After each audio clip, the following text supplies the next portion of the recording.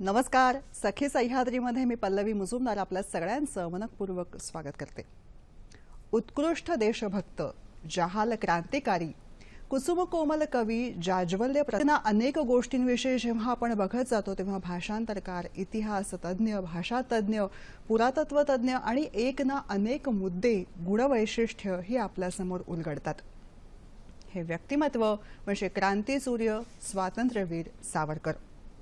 विनायक दामोदर सावरकर हे पूर्ण नाव जेव्हा आपण उच्चारतो तेव्हा प्रत्येकाच्या रोमारोमामध्ये त्यांची गुणवैशिष्ट्ये जी आहे ती ठळकपणे अधोरेखित होतात. हे सगळं सांगत असताना अजून एक महत्त्वाचा मुद्दा येतो की या क्रांतीसूर्याने तेव्हा जे विचार लिहून ठेवले ते आजही आपणा सर्वांना दिशादर्शक आहेत. म्हणजेच हे व्यक्तिमत्व कालातीत आहे. 28 मे रोजी आपण 134वी जयंती साजरी करत आहोत. त्या निमित्तानं त्यांचे विचार उलगडण्याचा हा यत्न. स्वातंत्र्यवीर सावरकरांच्या विचारांची प्रासंगिकता आणि याविषयी माहिती देण्यासाठी दोन तज्ञांना आपण आमंत्रित केलेलं आहे. त्यांची ओळख करून घेऊया. रवींद्र साठे आणि डॉक्टर आदित्य धोपटकर. नमस्कार. सखी सह्याद्रीमध्ये आपल्या दोघांचं मनपूर्वक स्वागत करते. आपल्या तज्ञांची ओळख करून देते. रवींद्र साठे सर यांच्याविषयी सांगायचं म्हणजे सावरकर दर्शन प्रतिष्ठानचे सचिव म्हणून सर कार्यरत आहेत. रामभाऊ म्हाळगी प्रबोधिनी इथं कार्यकारी संचालक म्हणूनही सर काम बघतात. स्वातंत्र्यवीर सावरकरांच्या विचारांचे ते खास अभ्यासक आहेत. आज त्यांच्याकडनं आपण या सगळ्या विषयाच्या दृष्टिकोनातून माहिती करून घेणार आहोत. आपले दुसरे तज्ञ डॉक्टर आदित्य धोपटकर यांच्याविषयी सांगायचं म्हणजे सर पेशाने पशुवैद्यक आहेत. स्वातंत्र्यवीर सावरकरांच्या विचारांचे ते अभ्यासक आहेत. आपला सहभाग महत्त्वाचा आहे. दूरध्वनी क्रमांक चटकन सांगते ते टिपून घ्या. 24908050 24988050. मुंबई बाहेरचे प्रेक्षक आणि मोबाईलवरून संपर्क साधताना 022 हा एसटीडी कोड आहे. छोटीशी विनंती, नेहमीप्रमाणे प्रश्न विचारताना टीव्ही सेटचा आवाज थोडासा कमी ठेवा जेणेकरून आमचा आवाज तुमच्यापर्यंत व्यवस्थित पोहोचू शकेल. त्याचबरोबर विषयाच्या अनुषंगाने नेमके प्रश्न आम्हाला तुमच्याकडून अपेक्षित आहेत. आपल्या चर्चेला सुरुवात करूया. प्रभावी वक्ता, एक जाज्वल्य व्यक्तिमत्व नेमकं काय आहे आणि ते आजच्या काळामध्ये कशा पद्धतीने दिशादर्शक आहे सगळ्याविषयी बोलूया. साठे सर, तुमच्यापासून सुरुवात करते. मुळात स्वातंत्र्यवीर सावरकर हे व्यक्तिमत्व काय आहे? एक तर सुरुवातीला सर्व श्रोत्यांना मनापासून नमस्कार आणि सह्याद्री दूरदर्शन वाहिनीचे मनापासून आभार मानतो की स्वातंत्र्यवीर सावरकरांच्या जयंतीच्या पूर्वसंध्येला आपण हा कार्यक्रम करतोय. ही अतिशय कौतुकास्पद गोष्ट आहे. स्वातंत्र्यवीर सावरकर एक असं अलौकिक व्यक्तिमत्व आहे. म्हणजे कोणीतरी वर्णन केलेलं आहे की लाखात एखादा माणूस मोठा होतो, पण सावरकरांचं व्यक्तिमत्व हे कोट्यात एखादा माणूस असं एकाने वर्णन केलेलं आहे. आणि द न गोखले त्यांचे चरित्रकार आहेत. त्यांनी तर असं म्हटलंय की आपण एखाद्या वेळी झोपलो आणि झोपल्यानंतर सावरकरांकडे बघायला गेलो तर आपल्या जे डोळ्याचं क्षितिज आहे त्या क्षितिजा एवढ्यात सावरकर आपल्याला दिसतील. पण आपण जर उंचावलो, आपल्या कक्षा उंचावल्या, तर सावरकरांचं क्षितिज केवढं मोठं आहे हे आपल्याला तेव्हा समजेल. एवढं प्रचंड अलौकिक व्यक्तिमत्व असलेलं आणि एक लोकोत्तर नेता असं ज्याचं वर्णन करता येईल असं स्वातंत्र्यवीर सावरकर एक व्यक्तिमत्व होतं असं मला वाटतं. डॉक्टर, जेव्हा आपण असं म्हणतो की आजच्या काळामध्ये किंवा जी गोष्ट कायम लागू असते तो म्हणजे विज्ञानवादी दृष्टिकोन, सावरकरांचे विज्ञानाच्या दृष्टिकोनातनं अनेक मुद्दे आहेत आणि विज्ञानवादी दृष्टिकोन आहे त्याविषयी. स्वातंत्र्यवीर सावरकरांनी विज्ञाननिष्ठ निबंध नावाचा एक निबंध संग्रह लिहिलेला आहे. सावरकरांनी असे अनेक निबंध संग्रह लिहिलेले आहेत, पण ज्या श्रोत्यांना याविषयी विशेष माहिती करून घ्यायची त्यांनी हा निबंध संग्रह अवश्य वाचावा.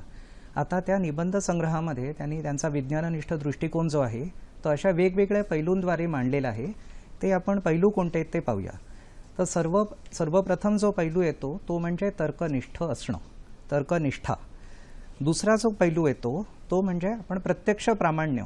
जी गोष्ट आज कुठची समजा कोणत्या कोर्टात खटला चालू असेल तिकडे आपल्याला प्रत्यक्ष प्रामाण्य हे बघावं लागतं. विज्ञानाच्या बाबतीत डेमॉन्स्ट्रेशन, प्रत्यक्ष प्रामाण्य आपल्याला बघावं लागतं. तिसरा आहे तो म्हणजे मानसिक बंदी तोडणं. कुठची तरी मानसिक बंदी व्यक्तीला आणि समाजाला मागे खेचून राहत असते आणि त्याला ओलांडून आपण पुढे जायचं असतं, तरच आपण आपला मनुष्य पराक्रम सिद्ध करू शकतो. चौथं आहे ज्याला आपण यंत्र साक्षरता, तंत्र साक्षरता आणि तंत्रज्ञान साक्षरता असं म्हणू शकतो. आज डिजिटल इंडियाद्वारे ते होतच आहे. पण सर्वात मुख्य पैलू जो आहे तो म्हणजे अद्ययावतपणा. आता अद्ययावतपणा याचा अर्थ अप टू डेट असणं. अद्ययावतपणा याचा अर्थ असाही होतो की आज समाजाला भेडसावणारे, देशाला भेडसावणारे, जगाच्या पर्यावरणाला भेडसावणारे जे वेगवेगळे प्रश्न आहेत त्याच्या बाबतीत सुज्ञ व्यक्तीने स्वतःला परिचित करून घेणं. अद्ययावतपणा आणि विज्ञाननिष्ठा याचा संकुचित अर्थ होईल की आपण केवळ विज्ञान आणि तंत्रज्ञान यांच्या बाबतीत बोलतोय. पण प्रत्यक्ष विज्ञाननिष्ठ असणं हा एक सर्वसमावेशक दृष्टिकोन आहे. ते एक दर्शन आहे ज्याच्याद्वारे आपण वेगवेगळ्या पैलूंकडे बघू शकतो. उदाहरणार्थ म्हणून आपण समजा भारतावरती जेव्हा स्वाऱ्या व्हायच्या तेव्हा आपण बघितलं तर आपण जर युद्धतंत्रात अद्ययावत असतो कदाचित आपल्यावरती तेवढी पारतंत्र्य येण्याची वेळ आली नसती. पण आज आपण युद्धतंत्रामध्ये प्रगत आहोत तर असं सहजासहजी कुठचं शत्रू राष्ट्र आपल्यावरती स्वारी करू शकत नाही. हे युद्धतंत्राच्या बाबतीत आपला अद्ययावतपणा झालेला आहे. आणि जो कोणता व्यावसायिक आहे, ज्या कोणत्या क्षेत्रात तो चरितार्थासाठी काम करतो त्या व्यक्तीने त्या क्षेत्रामध्ये अद्ययावत असायला हवं. या बाबतीत आपण अद्ययावत असलं पाहिजे. म्हणजे असं म्हणता येतं की मुळात प्रत्येक क्षेत्रामध्ये आपण जिथे आहोत ते तुम्ही सांगितलेला मुद्दा आहेच आहे, पण त्याचबरोबर माहिती असणं आणि जे काही आजूबाजूला घडतं आहे त्याविषयी सजग असणं असा त्यांचा कायम विचार होता. बरोबर आहे, जो कायमच काळाला लागू आहे. बरोबर आहे. जेव्हा आपण असं म्हणतो स्वातंत्र्यवीर सावरकरांचं नाव जेव्हा उच्चारलं जातं तेव्हा माध्यमांमध्ये किंवा सामाजिक माध्यमांमध्ये सुद्धा एक येतं ते म्हणजे भाषा. भाषेविषयी त्यांचं कार्य जे आहे ते अलौकिक आहे आणि त्यांची भाषा किंबहुना एखादं क्लिष्ट वाक्य असेल तर सावरकरी भाषा असं आपण त्याला विशेषणही लावतो.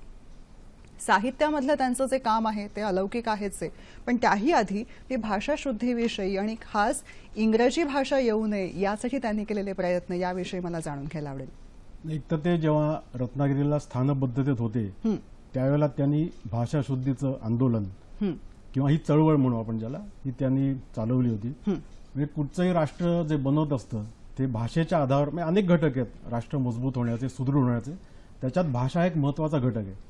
आणि स्वातंत्र्यवीर सावरकरांनी मराठी भाषेत अनेक शब्द दिले. म्हणजे आज आपण इथे दूरदर्शनवर बसलोय, हा दूरदर्शन शब्द त्यांचा आहे, किंवा आकाशवाणी सारखा शब्द आहे, किंवा महापौर आहे, महापालिका आहे, विधिमंडळ आहे, पगार आहे, उपस्थिती आहे, क्रीडांगण आहे, असे अनेक शब्द, किंवा आपण चित्रपट सृष्टीत जर गेलो तर नेपथ्य आहे, दिग्दर्शन आहे, असे अनेक त्यांनी शब्द मराठी भाषेला दिले आणि मराठी भाषा समृद्ध केली.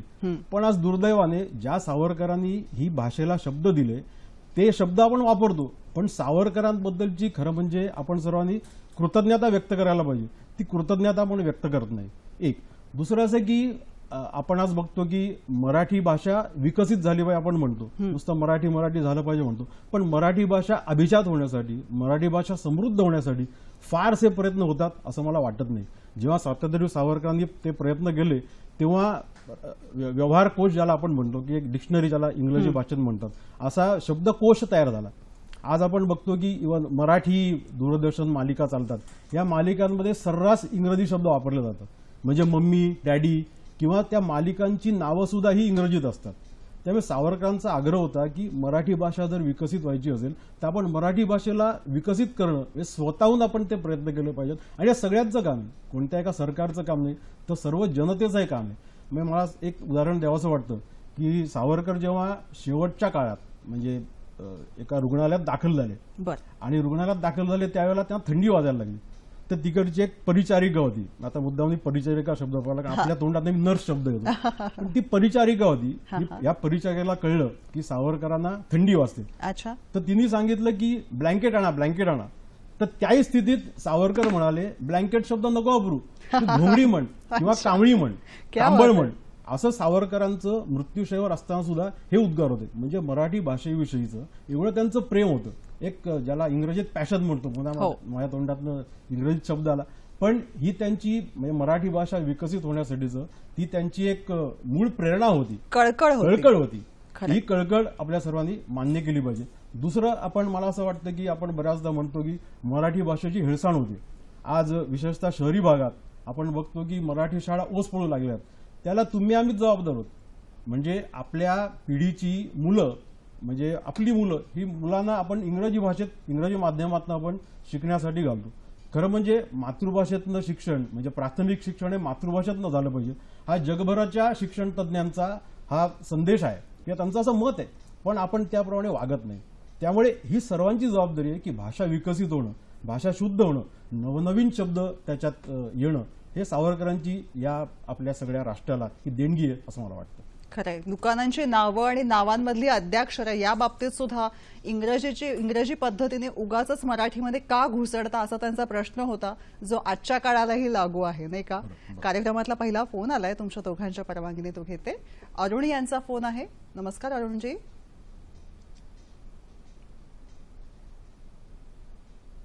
नमस्कार. बोला. हॅलो सर, मी तुम्हाला प्रश्न विचारायचे की सावरकरांच्या हिंदुत्वाविषयी. सावरकरांचं हिंदुत्व. बर, धन्यवाद. हिंदुत्व आणि सावरकर, डॉक्टर काय सांगाल?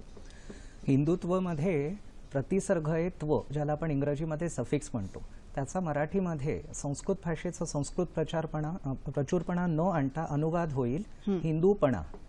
तर हिंदू शब्दाची त्यांनी उत्पत्ती सांगितलेली आहे, ती सिंधू शब्दामधनं आलेली म्हणून.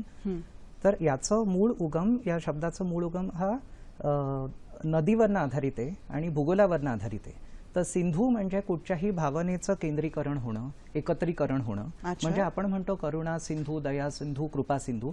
अगदी तशाच पद्धतीने आपण सिंधू नदीला आपण एक पाण्याचा एवढा मोठा जलाशय म्हणून सिंधू हे नाव देतो, कारण ती तेवढी मोठी नदी त्या काळात सुद्धा होती. त्याशिवाय आपल्या समुद्रांना आपण सिंधू म्हणतो. आणि इतकंच नव्हे तर सिंधू नदी जिथे उगम पावते ते कैलास पर्वत, मानसरोवर हा जो प्रदेश आहे, त्या मानसरोवर प्रदेशातून आणखी पण नद्या उगम पावतात. त्याच्यामध्ये सांगपो नावाची जी नदी उगम पावते आणि नंतर भारतामध्ये तिबेटमधून प्रविष्ट होते, तिला आपण ब्रह्मपुत्रा म्हणतो, ती सुद्धा आपल्या गंगेत मिसळून नंतर समुद्रात जाते. त्यामुळे सिंधू शब्दाचा अर्थ जलाशय आणि त्या सर्व सिंधूंच्या मधला प्रदेश म्हणजे सिंधुस्थान आणि त्या तिथले लोक ते सिंधू, असा तो त्याचा अर्थ आहे. आता आपल्याला प्रत्येकाला एक जन्मभूमी असते, जिला आपण मातृभूमी म्हणतो. आपल्या पितरांची, आपल्या पूर्वजांची एक जन्मभूमी असते, भले ती आपली नसो, पण आपल्या पूर्वजांची जन्मभूमी असते, ती म्हणजे पितृभूमी. आणि तिसरी भूमी असते जिकडे आपली श्रद्धा, आपला धर्म, आपल्या संस्कृतीचं उगम आपण तिथे आहे असं ओळखतो, ज्याला आपण पुण्यभूमी म्हणतो. या तिघांचा इंग्रजीमध्ये अनुवाद मदरलँड, फादरलँड आणि होलीलँड असा होतो. तर ज्या व्यक्तींसाठी हिंदुस्थान ही मातृभूमी जरी नसली तरी पितृभूमी आहे, म्हणजे पूर्वजांची भूमी आहे, आणि ज्यांची धर्मभूमी आहे म्हणजे होलीलँड आहे, पुण्यभूमी आहे, ती मंडळी हिंदू आणि तो त्यांचा हिंदूपणा, असा त्याचा सरळ अर्थ आहे. परंतु आपल्या देशामध्ये राहणारे जे लोक स्वतःला हिंदू म्हणतही नसतील, ते लोक या इथल्या भारतातल्या वंशामधले असल्यामुळे त्यांच्यासाठी ही पितृभूमी आहे आणि त्यांच्यासाठी मातृभूमी सुद्धा आहे. आणि याचा अर्थ मातृभूमी आणि पितृभूमी यांच्यातला श्लेष आपण समजला पाहिजे. आज आपल्या भारतीय समाजातले बरेचसे लोक परदेशात जाऊन राहतात, त्यांची मुलं तिथे जन्माला येतात, त्यांना तिकडचं नागरिकत्व मिळतं, त्यांचं तिकडचं पारपत्र अर्थात पासपोर्ट होतो, परंतु त्यांची पितृभूमी ही हिंदुस्थान राहते. हे आपण समजून घेतलं पाहिजे. उद्या त्या देशामध्ये जर भारतीय वंशाच्या लोकांवरतीचा अत्याचार सुरू झाले, वांशिक अत्याचार सुरू झाले, तर ते पलायन करून हिंदुस्थानात परत येतील, कारण ती त्यांच्या पितरांची भूमी होती. जरी व्हँकुव्हरमध्ये कुठचं पंजाबी कुटुंब असेल, केनियामध्ये गुजराती कुटुंब असेल, तरी त्यांचा उगम हा हिंदुस्थानात झाल्यामुळे आपण पितृभूमी या शब्दाला महत्व देतो. खरंय. पुढचा फोन आलेला आहे. किशोर नगरकर आपल्याशी बोलतायत वरळीहून. नमस्कार किशोरजी. हा, नमस्कार. बोला. माझा प्रश्न असा आहे की सावरकरांचे धर्म, मी हिंदू धर्म म्हणत नाहीये, धर्म आणि आध्यात्मिकता ह्याच्याबद्दलचे त्यांचे विचार काय होते आणि त्यांना उर्दू भाषेबद्दल जे प्रेम होतं ते कसं काय निर्माण झालं. कारण त्यांनी उर्दूमध्ये अंदमानामध्ये काव्य केलं आणि ते भिंतीवरती लिहून ठेवत असत कविता उर्दू मधल्या. थँक्यू. धन्यवाद. अवघ्या 15व्या वर्षी भारतभूमीला पारतंत्र्यातनं मुक्त करण्यासाठी सशस्त्र क्रांतीची शपथ घेणारे वीर सावरकर. विनायक दामोदर सावरकर या नावामध्ये अनेक काही सामावलेली आहे, अनेक काही गुणवैशिष्ट्ये आहेत. ही उलगडण्याचा यत्न आजच्या भागात करतो आहोत. साठेचा ब्रेक घेण्यापूर्वी प्रश्न होता आणि त्यांनी म्हटलं होतं सावरकरांचं उर्दू प्रेम, मुळात भाषाशुद्धी याविषयी त्यांचं असलेलं कार्य, आणि त्यांनी एका ठिकाणी लिहून ठेवलंय की भाषाशुद्धीला आधी करून प्राधान्य देणे, असं त्यांचं एक वाक्य आहे. भाषाशुद्धी मग ती कोणत्याही धर्माची, जात्याची, पंथाची असू देत, पण त्या बाबतीत त्यांचा कायम एक सजग दृष्टिकोन होता. त्यांनी मी मगाशी सुरुवातीला सांगितलंच की जी स्वतःची मातृभाषा असते ही मातृभाषा विकसित होणं हे त्यांनी आपलं कर्तव्य मानलं होतं आणि त्याप्रमाणे आपल्या भाषेत अनेक शब्द त्यांनी दिले होते, पर्यायी शब्द दिले होते. उर्दू भाषेचा विचार करता उर्दू भाषेविषयी ती काय त्यांना अमान्य नव्हती किंवा त्यांनी कधी त्याची हेळसांड केली नाही किंवा कोणत्याच भाषेची हेळसांड त्यांनी केली नाही. कुठच्याही दुसऱ्या भाषेबद्दल त्यांनी अवमानास्पद किंवा कुठचे उद्गारही काढलेले नाहीत. पण जी स्वतःची भाषा आहे ती भाषा विकसित व्हावी असा त्यांचा मनापासून प्रयत्न होता आणि ते त्यांनी आयुष्यभर किंवा जी त्यांनी क्रांती केली रत्नागिरीच्या पर्वात ह्याच्यात त्यांनी ते जपलं होतं. उर्दू भाषेबद्दल त्यांना प्रेम होतं का प्रेम नव्हतं का, मला वाटतं हा मुद्दा गौण ठरतो. कुठच्या भाषेबद्दल असे त्यांनी कुठचे उद्गार असे काढलेले नाहीत. सर्व भाषा चांगल्या आहेत, सर्व भाषा उत्तम आहेत, पण जी स्वतःची भाषा आहे, ज्या भाषेतनं माणूस बोलतो, माणूस शिक्षण घेतो, ती भाषा महत्वाची असं त्यांना वाटत होतं आणि त्या उद्देशाने ती सगळी चळवळ त्यांनी केली होती असं मला वाटतं. खरं त्यांचंच एक वाक्य, भाषा शुद्धीचा विडा पहिल्यानेच उचलला पाहिजे. त्यातनंच सगळं काही प्रतीत होतं की कोणतीही भाषा असू दे ती शुद्ध असली पाहिजे. तर अजून एक मुद्दा आहे खरं म्हणजे, पण एक फोन खोळामलाय तो चटकन घेते. शलाका गाडगीळ आपल्याशी बोलतायत पुण्याहून, कल्याणहून. नमस्कार शलाका ताई.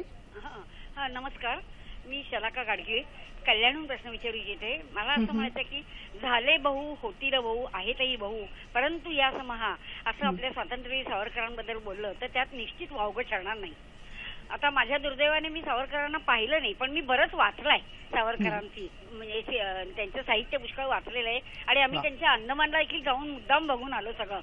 तर माझं असं म्हणणं आहे की खरोखर प्रत्येक विद्यार्थ्याने काय की आपल्या संपूर्ण हिंदुस्थानी लोकांनी देखील अंदमानला जाणं अतिशय गरजेचं आहे. म्हणजे त्यांनी त्याच्यासाठी काय काय केलं हे कळून चुकेल आणि त्यासाठी जर का म्हणजे काही करण्यासारखं असेल तर आपण करू शकता का, नाही तर मग निदान विद्यार्थी वर्गाला तरी सावरकरांचं एक पुस्तक कंपल्सरी शिक्षणासाठी लावायला लावा. म्हणजे ते इंग्रजी माध्यमाची शाळा आहेत तिथे आता मराठीचं काही हे नाहीच आहे, पण तिथे देखील हे पुस्तक म्हणजे ते तुम्ही म्हणता की शब्दार्थ किंवा शब्दांचे निरनिराळे शब्द त्या एकाच शब्दाला धरून तर त्या तऱ्हेचं पुस्तक शाळेत लावण्यासाठी तरी तुम्ही काहीतरी प्रयत्न करावा असं मला वाटतं. धन्यवाद शलाकाताई.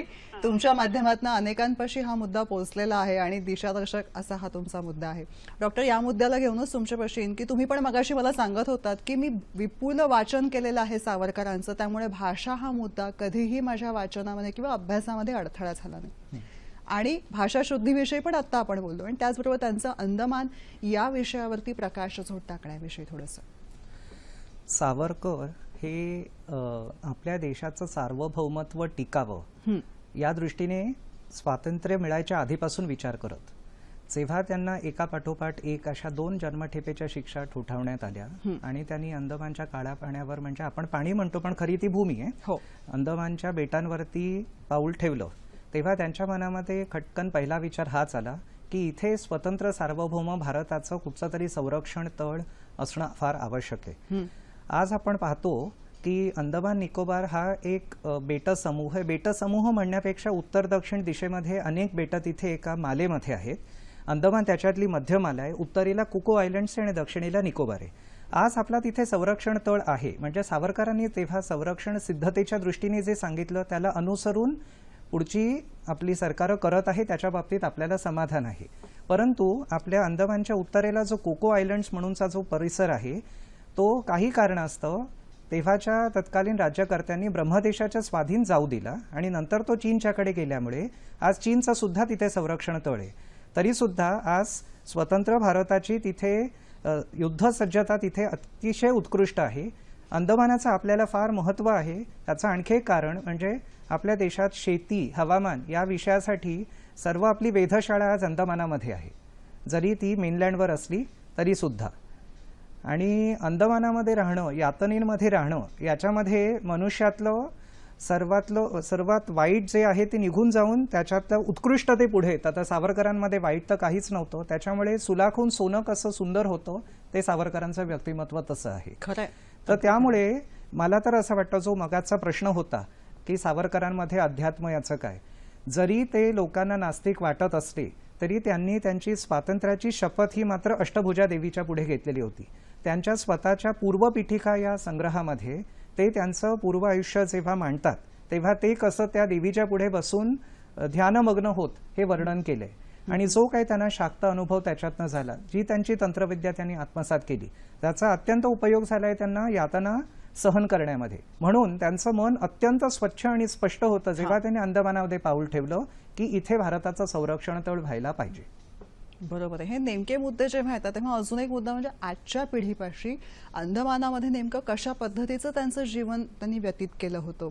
आज आपण आत्महत्या किंवा निराशावादी असलेली युवा पिढी एकीकडे बघत असतो, त्याच वेळी ही अशी कालातीत व्यक्तिमत्व आहेत की ज्यांना तडीपार केलेलं आहे किंवा काळ्या पाण्याची शिक्षा ही वारंवार तिथं भोगावी लागलेली आहे. अशा वेळी फ्रस्ट्रेशन, डिप्रेस्ड हे शब्द कुठच्या कुठे लवलेश पण नाही त्या व्यक्तिमत्वामध्ये. तो आदर्शवाद, ती मानसिकता नेमकी काय होती साठे सर?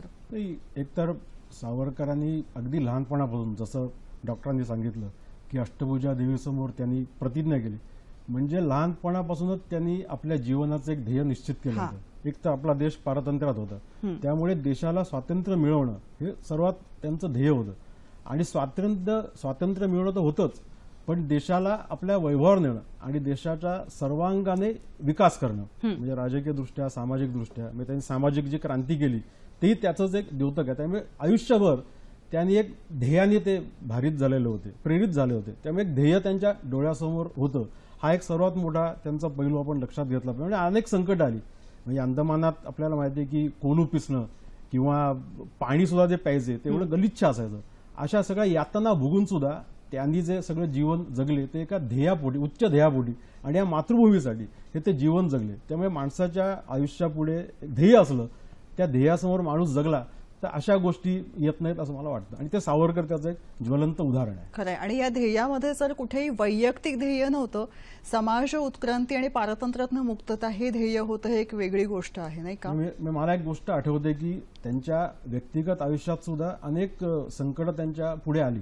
जसं रत्नागिरीला ते जेव्हा आले, स्थानबद्धतेत जेव्हा त्यांना सरकारने ठेवलं, ब्रिटिश सरकारने रत्नागिरी पर्वत, तेव्हा काही दिवसातच त्यांची शालिनी नावाची मुलगी मृत्युमुखी पडली.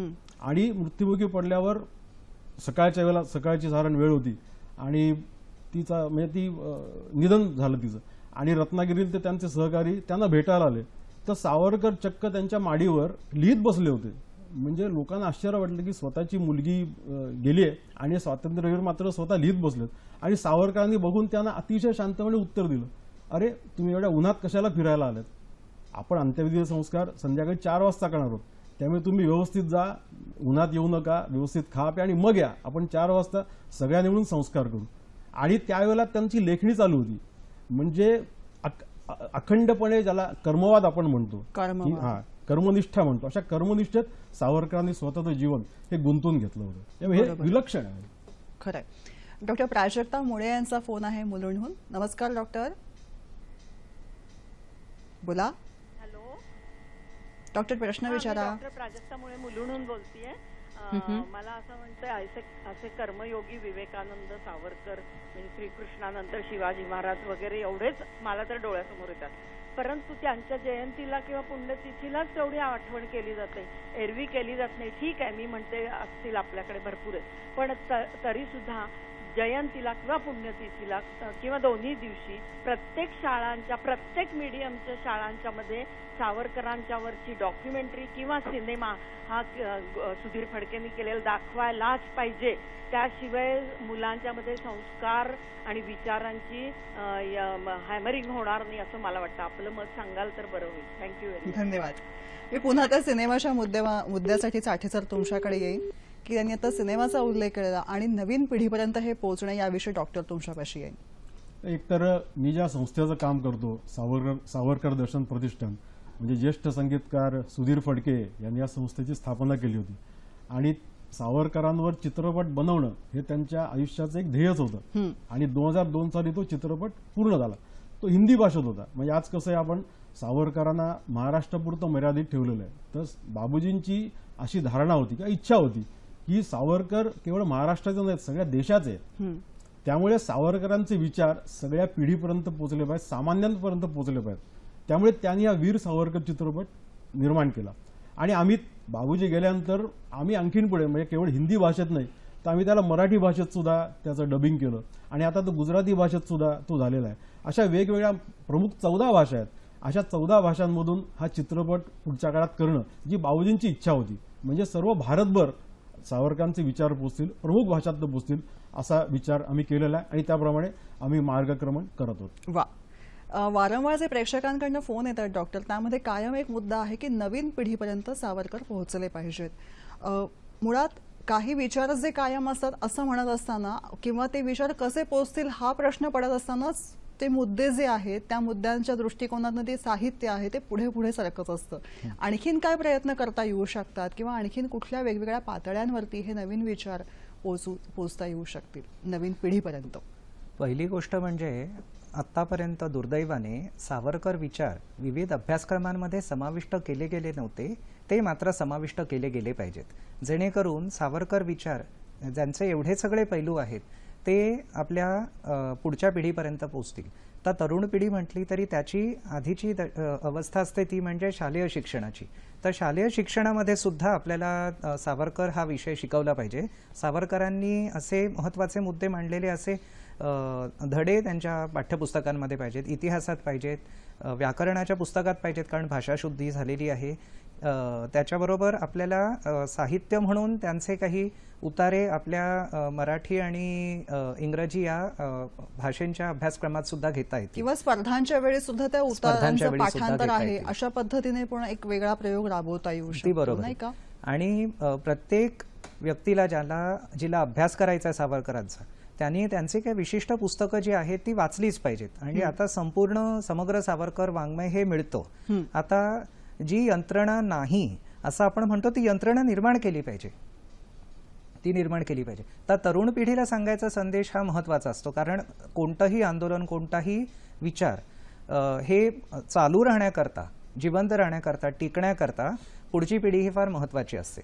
याचा अर्थ आपण जुन्या पिढीला विसरत आहोत असं नाही, पण पुढच्या पिढीद्वारेच पुढचं काय ते घडत असतो. आणि आज आपण बघतो पुढची पिढी म्हणून जी तरुण पिढी आहे ती अशी भ्रमिष्ट झालेली आहे. ती विशिष्ट दिशा घेऊन अशी मार्गक्रमण करत, म्हणजे क्रिकेट आणि सिनेमा याशिवाय त्यांना काही त्यांच्यावरती तो पूर्ण भडीमार केला जातो काही माध्यमांकडून. अशा वेळी त्यांना चांगलं चरित्र जर वाचायला मिळालं सावरकरांचं तर त्याचा निश्चित उपयोग होईल. आता तरुण पिढीला त्यांचे काही संदेश आहेत. आता डिजिटल इंडिया आपण म्हणतो, नंतर आपण तंत्रज्ञान साक्षरता म्हणतो, अद्ययावतपणा म्हणतो. या सगळ्या गोष्टी ज्या आहेत त्या सावरकरांनी सांगितल्या त्याला अनुसरून आता सरकार करत आहे ती समाधानाची गोष्ट आहे. पण तरुण पिढीने विज्ञाननिष्ठ असणं आणि अद्ययावत असणं याचे जरा आणखी नवीन अर्थ सुद्धा काढले पाहिजे जे मी सुचवू इच्छितो. त्याच्यात असं आहे की अनेक सामाजिक क्षेत्र आहेत. आता ग्लोबल वॉर्मिंगचा विषय आहे, त्याच्यामध्ये अद्ययावत असणं म्हणजे त्याच्यामध्ये चांगल्या विचाराच्या मंडळींनी उतरलं पाहिजे. हो. 20व्या वर्षी लेखणी बंधन झरझर उतरलं ते स्वातंत्र्य देवीचं स्तोत्र जयस्तुते. मुळात लेखणी बंधन उतरलेला प्रत्येक शब्द हा तितकाच तटस्थपणे, एकाग्रतेने आणि एकपाठी म्हणतात तशा पद्धतीचा होता. त्यांचं लिखाण इतकं प्रगाढ आणि प्रचंड आहे की त्याचा अर्थ आजही आपण उलगडण्याचा यत्न करत आहोत. सखी सह्याद्रीमध्ये आज आपण त्यांच्याविषयी उलगडण्या, त्यांचे विचार जे आहेत ते समजून घेण्याचा प्रयत्न करतोय. साठेच्या साहित्याविषयी जेव्हा आपण म्हणतो तेव्हा जयस्तुते, मोहन मंगले हे असू देत किंवा आणखीन त्यांची वेगवेगळी स्तोत्र असू दे, मग अशी उर्दू काव्याचा सुद्धा प्रेक्षकांनी उल्लेख केला. प्रत्येक ठिकाणी तिथले शब्द सुद्धा चोखंदळपणे निवडून त्या काव्यामध्ये, कादंबरीमध्ये किंवा निबंधांमध्ये आपल्याला उल्लेख दिसतो त्या सगळ्याविषयी. एक तर स्वातंत्र्यवीरांचं साहित्य हा एक मोठा म्हणजे जवळजवळ परिसंवाद करण्यासारखा विषय. अगदी म्हणजे त्यांनी साहित्यातले सगळे प्रकार आहेत, हे सगळे प्रकार त्यांच्या साहित्यात आपल्याला आढळतात. आणि धनंजय कीराने जे चरित्र लिहिलंय त्या चरित्रात त्यांनी एक वाक्य लिहिलंय ते अतिशय लक्षात घेण्याजोगं आहे. त्यांनी असं म्हटलेलं आहे की मराठी भाषा जिथपर्यंत अस्तित्वात राहील तिथपर्यंत अशा 5 कलाकृती आहेत. म्हणजे समजा कोणालाही विचारलं की अशा कोणत्या 5 कलाकृती आहेत की ज्या अजरामर राहतील, तर त्या 5 कलाकृती म्हणजे एक ज्ञानेश्वरी आहे, अच्छा, नंतर तुकारामांची गाथा आहे, नंतर गीता रहस्य आहे, नंतर पण लक्षात कोण घेतो ही कादंबरी आहे, आणि माझी जन्मट आहे. अशा 5 पुस्तकांचं त्यांनी वर्णन केलेलं आहे की जिथपर्यंत मराठी भाषा जिवंत आहे तिथपर्यंत ह्या 5 पुस्तक हे अजरामर आहेत असं त्यांनी म्हटलेलं आहे.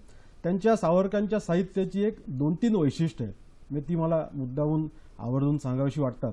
त्यांचं पहिलं वैशिष्ट्य असं आहे की जो साहित्यकार असतो या साहित्यकाराचं त्या समाज जीवनाच्या प्रश्नांची किंवा राष्ट्रजीवनाच्या प्रश्नांची त्याची बांधिलकी असली पाहिजे, म्हणजे वैचारिक बांधिलकी असली पाहिजे. बऱ्याचदा साहित्यिक लिहित असतात आणि एक तटस्थपणे लिहित असतात, पण ती कोणती भूमिका ते घेत नाहीत. सावरकरांचं म्हणणं असं होतं की साहित्यिकांनी आपली वैचारिक बांधिलकी आहे समाजातल्या प्रश्नांची, आणि ही त्यांच्या सगळ्या लेखणीतनं आपल्याला आढळते. दुसरं त्यांचं वैशिष्ट्य आहे की विशुद्ध भाषा, म्हणजे साहित्यात कुठच्याही भाषेची सरमिसळ नको, आणि आपण कोणतंही त्यांचं साहित्य बघितलं तर ती विशुद्ध भाषा आहे. मराठी भाषेत त्यांनी विशुद्धपणे सगळं लिहिलेलं आहे. तिसरं महत्वाचं साहित्याचा त्यांचा विशेष सांगायचा झाला तर प्रज्ञा आणि प्रतिभा अशा दोन्ही गोष्टी त्यांच्या साहित्यात आढळतात. म्हणजे बऱ्याच जणांना प्रज्ञा काय आणि प्रतिभा काय हे बऱ्याच जणांना माहीत नसतं. आता प्रज्ञा म्हणजे काय, तर प्रज्ञा म्हणजे ती तलवारीसारखी असते, ती तर्कशुद्ध असते, आणि प्रतिभा म्हणजे एखाद्या नाजूक फुलासारखी असते, कलात्मकता त्याच्यात असते. ह्या दोन्हींचा संगम सावरकरांच्या साहित्यात आपल्याला आढळतो. आणि मराठी भाषेतले नवरस आपण ज्याला म्हणतो हे सगळे नवरस त्यांच्या सगळ्या साहित्यातनं आपल्याला आढळतात, हे आपण लक्षात घेतलं पाहिजे. मस्त, थोडक्या शब्दांमध्ये, नेमक्या शब्दांमध्ये तुम्ही खूप काही उलगडले सर. डॉक्टर, जेव्हा असं आपण म्हणतो की त्यांनी प्रत्येक क्षेत्रामध्ये प्रत्येक गोष्टींमध्ये मांडलेलं आहे, तेव्हा कूटनीती हा जो विषय आहे त्या बाबतीत सुद्धा त्यांचं लिखाण जे आहे ते फार मार्गदर्शक आहे. त्याविषयी कूटनीती ही फार महत्त्वाची आहे, कारण सैनिक जो पराक्रम करतो त्याच्या आधी आणि त्याच्यानंतर आपल्याला कूटनीती ही फार महत्त्वाची असते. उलट आपण प्रत्यक्ष सामरिक लढाई असणं हे कूटनीतीचा एक अंग म्हणून समजलं पाहिजे. आता कूटनीती महत्त्वाची का असते, जर आपल्या सैनिकांनी पराक्रम दाखवला, दिग्विजय मिळवला, तर त्या स्थितीमध्ये मुत्सद्देगिरी किंवा कूटनीती जर आपली अशक्त राहिली तर मिळालेला दिग्विजय आपण चर्चेला बसलेलं असताना स्वाक्षरी करून हस्तांतरित करून टाकू शकतो शत्रूला. शिवाजी महाराज जेव्हा यशस्वी होते, आणि शिवाजी महाराज, चाणक्य, श्रीकृष्ण यांचे गाढे अभ्यासक होते स्वातंत्र्यवीर सावरकर. आता जेव्हा शिवाजी महाराज पराक्रम दाखवत आणि त्यांचे मावळे पराक्रम दाखवत तेव्हा त्यांना मुत्सद्देगिरीची पाठीराखण करणारे त्यांचे लोक होते. आणि कूटनीतीत आपण कमी पडलो म्हणजे आता स्वातंत्र्योत्तर काळामध्ये आपल्यावरती एवढी युद्ध लादली गेली, त्याच्यामध्ये आपण बहुतेक युद्धांमध्ये विजयी झालो आहोत, पण लाहोरपर्यंत गेलेला आपला तिरंगा आपण मुत्सद्देगिरीमध्ये गमावलेला आहे. तर कूटनीती फार महत्वाची आहे. कूटनीतीचे अनेक पैलू आहेत, म्हणजे शत्रू जो आहे त्याला सुद्धा शत्रू असतो, त्याच्याकडे बघण्याचा दृष्टिकोन कसा असतो. कधी कधी शत्रूचा शत्रू हा आपला मित्र होऊ शकतो. अच्छा, कधी कधी शत्रूचा शत्रू हा सुद्धा आपला शत्रू असू शकतो. प्रत्येक राष्ट्र स्वहित या आधारेच जर दुसऱ्या राष्ट्रांची परराष्ट्र धोरण आखेल आणि फुकटचं परोपकार बुद्धीने अतिरेक होऊन जर समोरच्याच्या हृदय परिवर्तनासाठी वाट बघणार नाही तर आपण स्वहित रक्षणार्थ आपण सज्ज राहू आणि आपल्यावरती सार्वभौमत्वावरती संकट यायची नाहीत. तर कूटनीतीचा हा मुख्य पाया आहे की आपण स्वहित दुसऱ्या राष्ट्रांशी बोलताना मांडलं पाहिजे, आणि स्वहित न मांडता कुठचं तरी एक तत्वज्ञान घेऊन जर आपण बसलो तर ते होत नाही. आता आपण एक उदाहरण बघायचं म्हटलं तर स्वातंत्र्योत्तर काळापासून रशिया हे राष्ट्र किंवा पूर्वीचं USSR हे भारताच्या हितसंबंधांमध्ये एक पूरक आणि चांगला मित्र म्हणून आपण बघत आलो आहोत. पाकिस्तान आपला शत्रू आहे, चीन आपला शत्रू आहे, परंतु आज आपण असंही बघत आहोत की रशिया पाकिस्तानशी संबंध दृढ करण्याच्या मार्गावर आहे. त्यांना त्याच्यात हित वाटत असेल तर आपण कोणाही वरती विसंबून आपली नीती ठेवायची नाही. आपण आत्मयुद्ध सज्ज असं नेहमी राहायला पाहिजे. युद्धखोर असणं वेगळं, युद्ध सज्ज असणं गोष्ट वेगळी. तर आपली कूटनीती अशी पाहिजे जिथे आपलं स्वहित आहे आणि स्वहितच पुढे ठेवलं पाहिजे. पण असा जर कोणता कार्यक्रम झाला जिकडे प्रत्येक राष्ट्राचे प्रतिनिधी बसलेले आहेत, उदाहरणार्थ पर्यावरणाच्या विषयी काहीतरी, तर त्या ठिकाणी कूटनीती याचा अर्थ हा होत नाही की तिकडे आपण सर्वांच्या कल्याणाचं बोलत नाही, कारण वसुधैव कुटुंबकम हे आपल्याला सांगितलेलंच आहे. बरोबर आहे? तर सावरकरांनी मोपला मला काय त्याचे म्हणून जो एक कथा जी लिहिली होती त्याच्यामध्ये त्यांनी पर्यावरणाविषयी काही वाक्य सांगितलेले, तर त्याचा कूटनीतीचा अर्थ असा होत नाही की तशा कार्यक्रमामध्ये आपण केवळ स्वहित बोलायचं, स्वहिताच्या पलीकडे सुद्धा जायला पाहिजे. खरंय. सुहास भिडे यांचा फोन आहे डोंबिवलीहून. नमस्कार सुहासजी.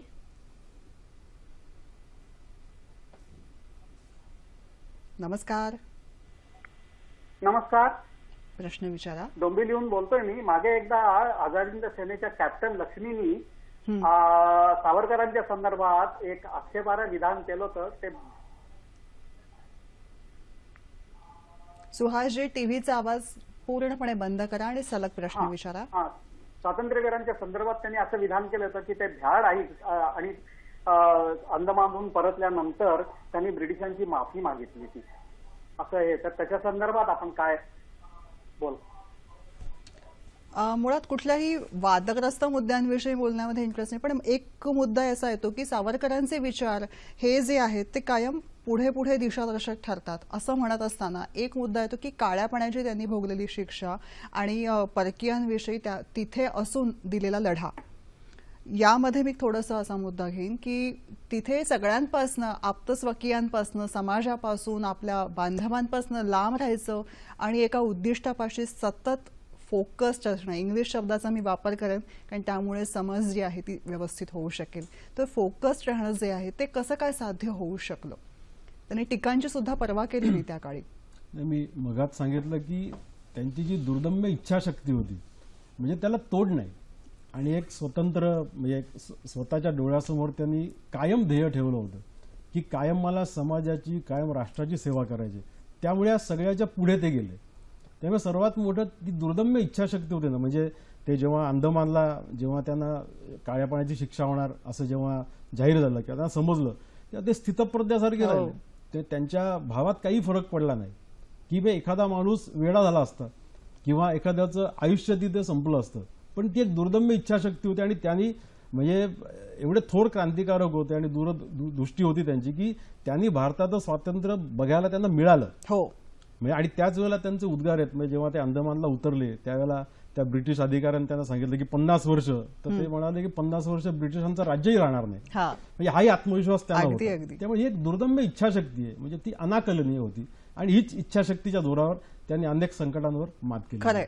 सर, तेव्हा आलेली प्लेगची साथ, त्यांचे तीनही दोन बंधू जे आहेत ते वेगवेगळ्या देशांना होते किंवा आणखीन एका त्यांच्या बंधूंनाही काळ्या पाण्याची शिक्षा झाली होती.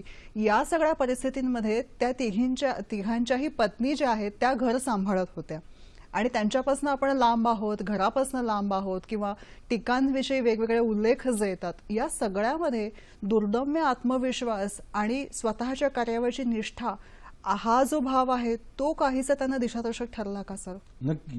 तुम्ही म्हणता त्याच्यात नक्कीच तथ्य आहे, पण तुम्ही जो मुद्दा उपस्थित केलात आणि मांडलात की त्यांच्या घरच्यांचंही तेवढंच म्हणजे त्यांना समर्थन जे होतं हेही कुठेतरी लक्षात घेतलं पाहिजे. म्हणजे ज्या तिघी पुस्तक नागपूरला, मला लेखकाचं नाव माहित नाही, पण त्या तिघी नावाचं पुस्तक लिहिलेलं आहे. म्हणजे अतिशय म्हणजे घरच्या पत्नी किंवा आई किंवा वहिनीच्या पाठिंब्याशिवाय हे सगळं देशकार्य हे करूच शकले नसते. त्यामुळे त्यांचंही जे समर्थन आहे किंवा त्यांनी दिलेला पाठिंबा आहे किंवा त्यांनी केलेली मदत आहे ही मला वाटतं की आपण कृतज्ञताच मानली पाहिजे त्यांच्याबद्दल. त्या तिघींमधलं नातं सुद्धा एक वेगळ्या पद्धतीचं आहे जे साहित्यांमधनं आपल्यापाशी पोहोचतं. आणि जेव्हा आपल्याला वारंवार लोक विचार म्हणतात तेव्हा ही एक वेगळ्या पद्धतीची मैत्री सुद्धा या विचारांमधनं, या पुस्तकांमधनं आपल्यापाशी पोहोचू शकते, नाही का? संतोष यांचा फोन आहे. नमस्कार संतोषजी, बोला. Sir, hello. नमस्कार. नमस्कार. माझा असा प्रश्न आहे, सावरकरांचा महिलांच्या स्वातंत्र्य विषयी काय विचार होते बुवा असं? बरं, धन्यवाद. महिलांविषयी त्यांचे काही विशेष दृष्टिकोन, विचार, मार्गदर्शक धारा? नाही, त्यांनी म्हणजे महिलांविषयक म्हणजे सामाजिक क्रांती केली. त्या सामाजिक क्रांतीत त्यांनी दलित समाजातल्या महिला आहेत या महिलांचे हळदी कुंकाचे कार्यक्रम केले अच्छा. सार्वजनिकरित्या. किंवा 1902 साली त्यांनी बाल विद्वान विषयी त्यांनी एक कविता लिहिलेली आहे. अच्छा. म्हणजे आज बाल विद्वांचा प्रश्न केव्हा सुटलेला आहे, पण तेही समाजातली अशी दुःख आहेत महिलांविषयी ही त्यांनी त्या कवितेतनं ही त्यांनी समोर आणलेली. म्हणजे महिलांविषयी त्यांना कळवळ होतीच, महिलांच्या प्रश्नाविषयी त्यांना म्हणजे एक जाणीव होतीच, संवेदना होतीच.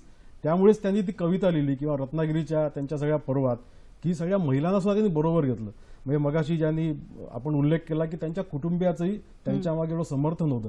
म्हणजे रत्नागिरी पर्वातली घटना आहे की हळदी कुंकू सार्वजनिकरित्या हळदी कुंकू त्यांनी केलं, पण त्या हळदी कुंकात सवर्ण समाजातल्या महिला यायला तयार नव्हत्या, कारण दलित समाजातल्या महिला तिथे जाणार होत्या.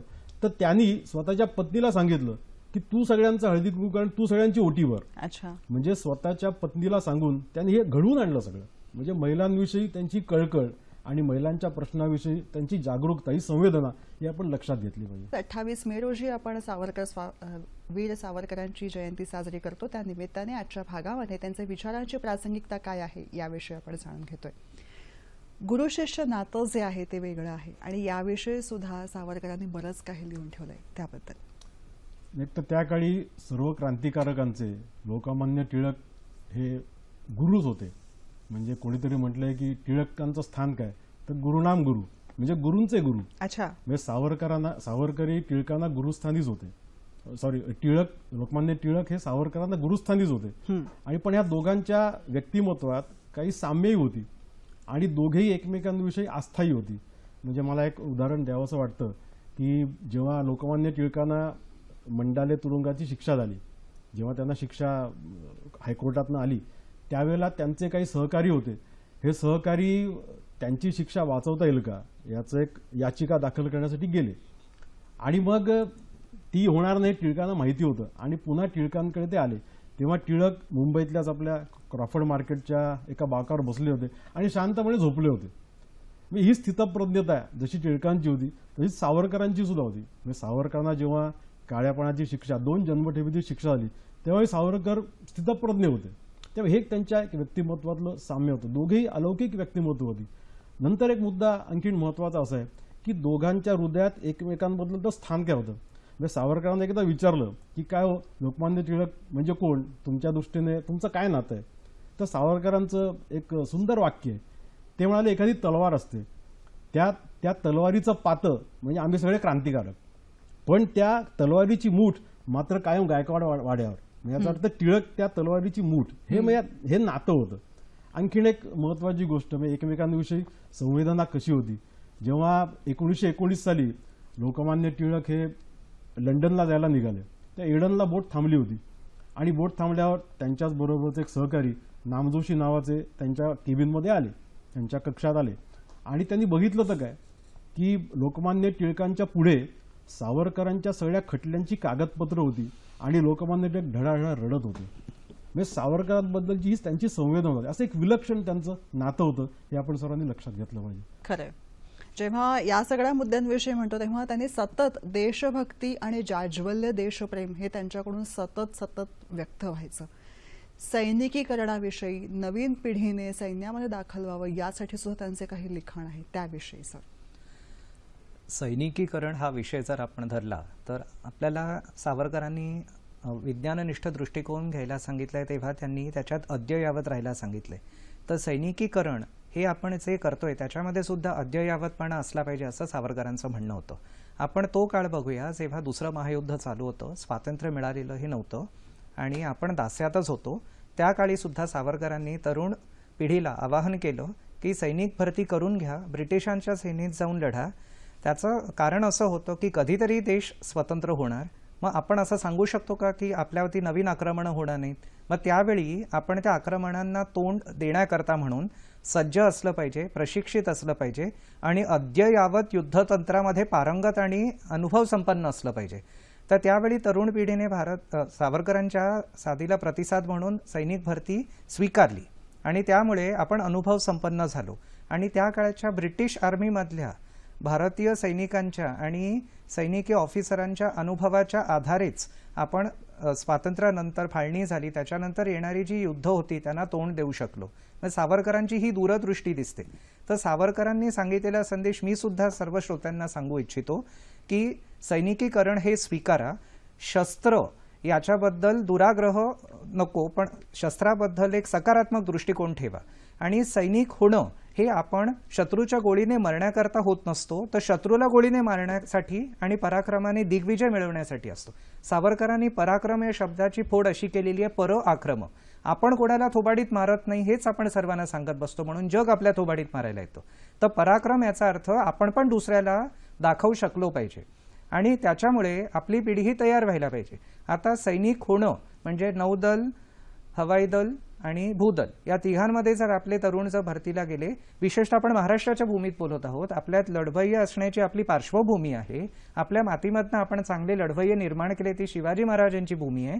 तर तरुणांनी आपल्या करिअरसाठी म्हणून सैनिक होणं हे स्वीकारलं पाहिजे. आणि जेव्हा त्यांची सैनिकी वर्ष पूर्ण होतात, त्यांची कमिशन संपते, तेव्हा ते जेव्हा समाजात परत येतात तेव्हा ते एक चरित्र संपन्न आणि चांगले लोक म्हणून आपल्या समाजामध्ये वावरतात. त्याचा पण समाजाला पुढे फायदा होत राहतो. नक्कीच.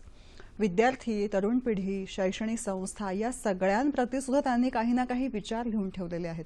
त्याविषयी काही तुम्हाला डॉक्टर सांगायचं? आपण मगाशी अद्ययावतपणाबद्दल आणि सैनिकीकरणाबद्दल बोललोच आहोत, पण त्यांना सर्वात जे त्यांच्या मनात होतं ते हे की पुढच्या पिढीने आपल्या देशाबद्दल अभिमान ठेवला पाहिजे. नुसतंच एक जगाचा नागरिक म्हणून बसून नाही राहता कामा. म्हणजे आपण ज्या समाजात आहोत आणि ज्या राष्ट्रात आहोत त्याचं जे बिरुद आहे त्याच्याबद्दल आपल्याला अभिमान पाहिजे.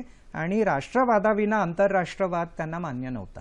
राष्ट्रवादातून आपण आंतरराष्ट्रीयवादामध्ये जायचं असतं आणि आपण इतर राष्ट्रांची परराष्ट्र धोरण आखताना मैत्री सुद्धा करायची असते, पण आपलं अस्तित्व विसरून नाही. तर अस्तित्व आपलं काय आहे, आपला इतिहास कसा होता, आपला भूतकाळ समजून, इतिहास समजून आपण मग गरुड भरारी भरायची असते.